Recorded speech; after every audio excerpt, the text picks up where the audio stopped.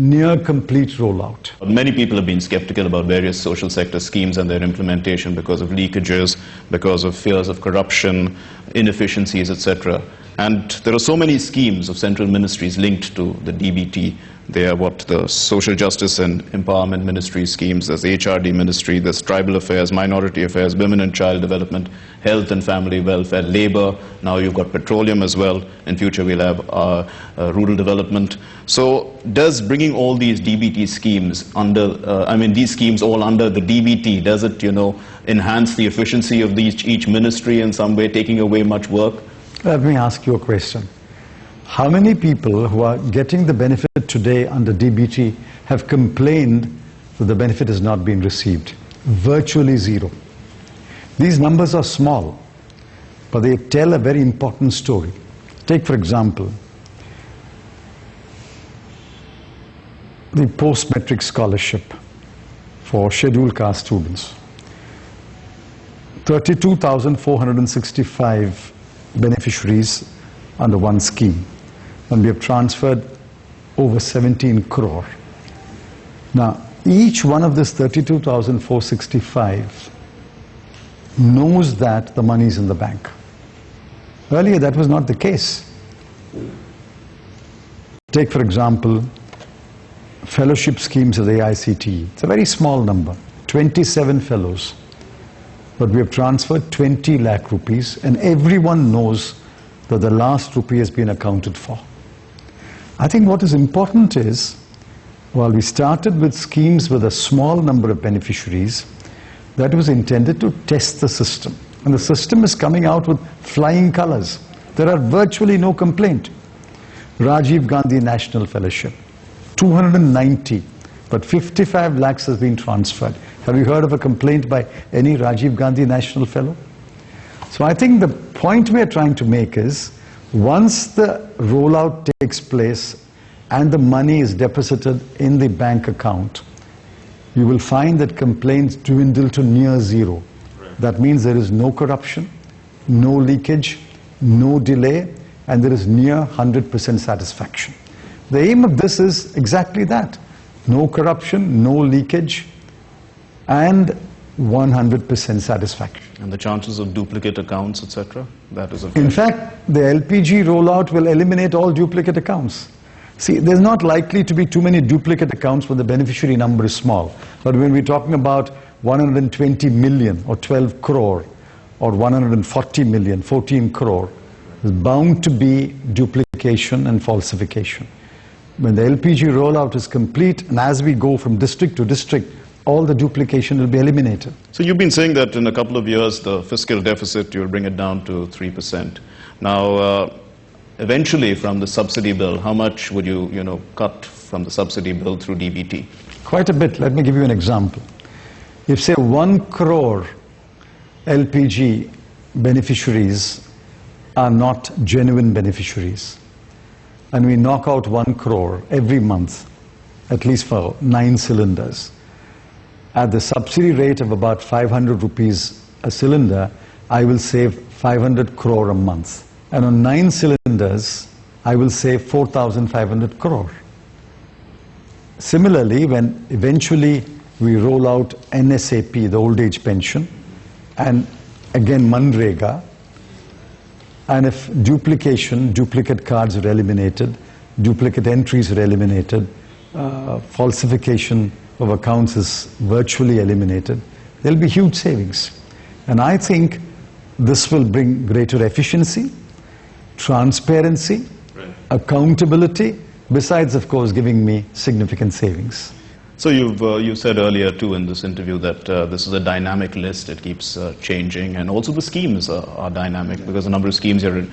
How geared up are all these, or the various ministries to, to be part of the scheme? See, where the payer is a single authority, central government, I think they have no problem. But there are some schemes where there is dual payment. For example, the old age pension scheme.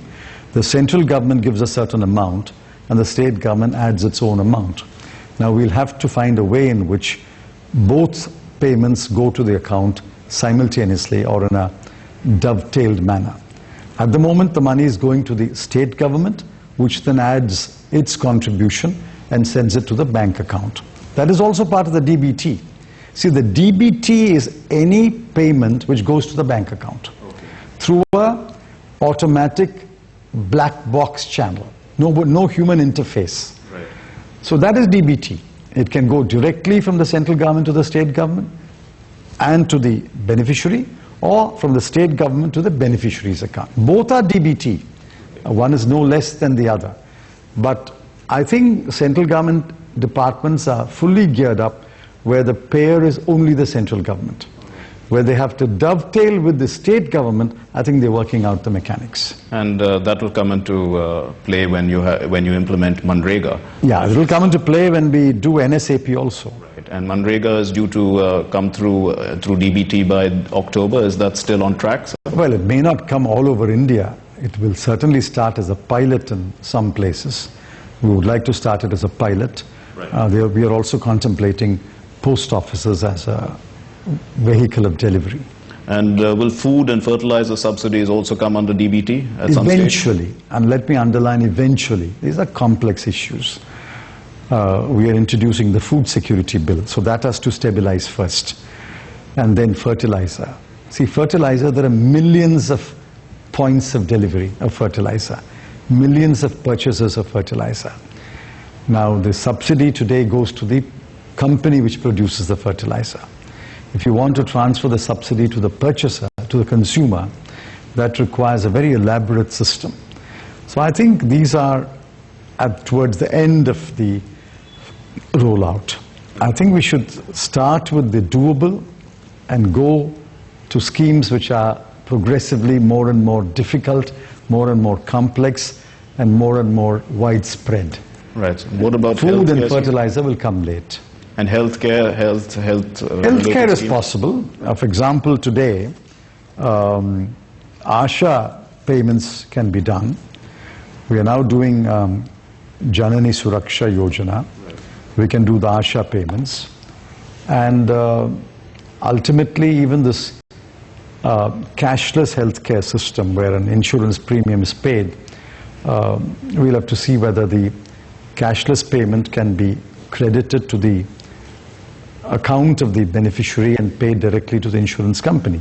Right. I mean, we'll have to link it finally. Who is the beneficiary? On whose behalf is the payment being made? I think all this eventually can come under DBT, but we are not even thinking of those at the moment.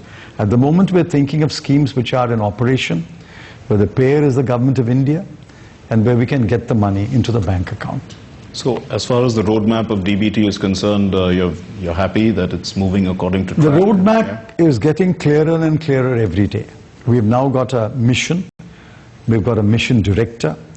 We've got a reporting pro forma. I will get a weekly report, and we can keep track of it on a daily basis, how much money has gone out. And as the rollout gains pace, and as the number of districts are added to the DBT, I think the people will feel the impact. You see, in Delhi you may not feel the impact, but I think you should go to one of the districts, 121 districts, and talk to people who are getting the LPG subsidy through the bank account, getting a scholarship through the bank account. And I think you will see that. See, my test is how many people are complaining now among the beneficiaries. If it is near zero, then I think we are near 100% satisfaction. So thank you very much for talking to DBT. Thank you. That was, of course, the Finance Minister talking about the roadmap as far as DBT or the direct benefit transfer of cash is concerned, saying that any issues will only be initial problems, but very confident about how that project is